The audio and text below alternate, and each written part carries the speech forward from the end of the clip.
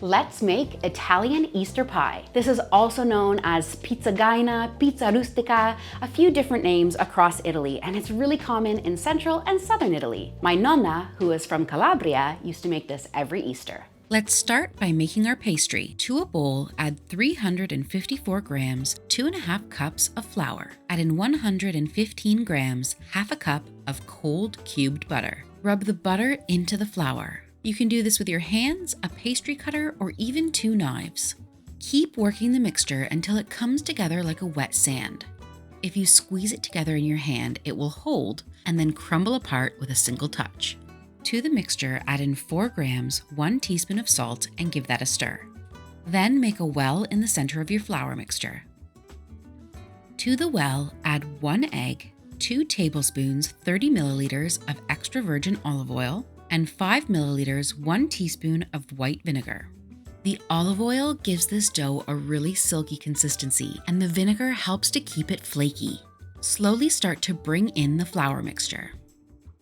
Once all of the liquid has been absorbed, slowly start adding in your cold water. I like to do this 1 tablespoon at a time until the dough forms a cohesive ball.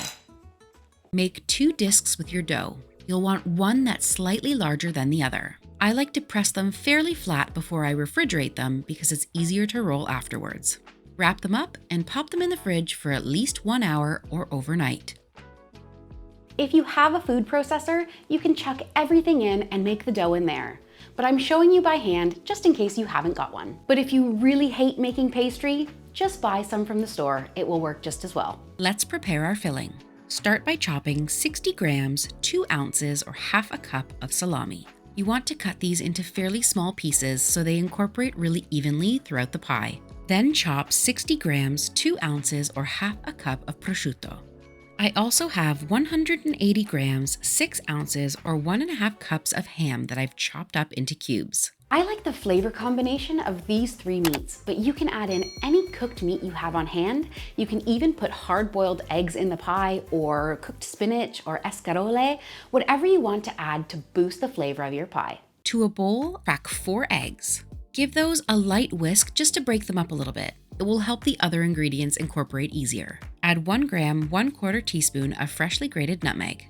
Then add 425 grams or 15 ounces of ricotta cheese. Start to whisk the cheese and the eggs together. Once most of the lumps of ricotta have broken down, add in 25 grams, 2 ounces, or 1/4 cup of Parmigiano Reggiano cheese. Then add in 226 grams, 8 ounces, or 2 cups of shredded mozzarella. Add your meat to the egg mixture and give it a good mix. You don't need to add any additional salt because all of that cheese and the meats are very salty. But if you want, you could add in a few cracks of black pepper.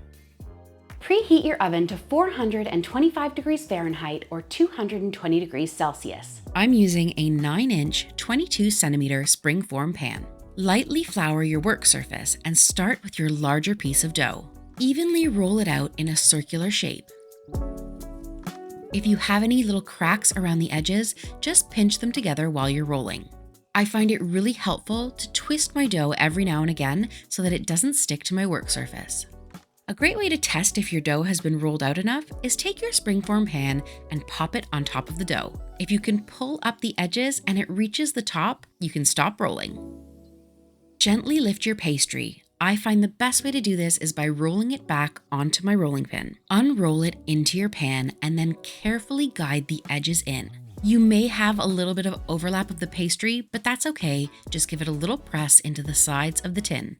And if you have any gaps, you can always fill them in with any excess pastry hanging over the edge. Fill your pastry with your egg and cheese filling. Spread it across the top to make sure it's nice and even. Then roll out your smaller piece of pastry.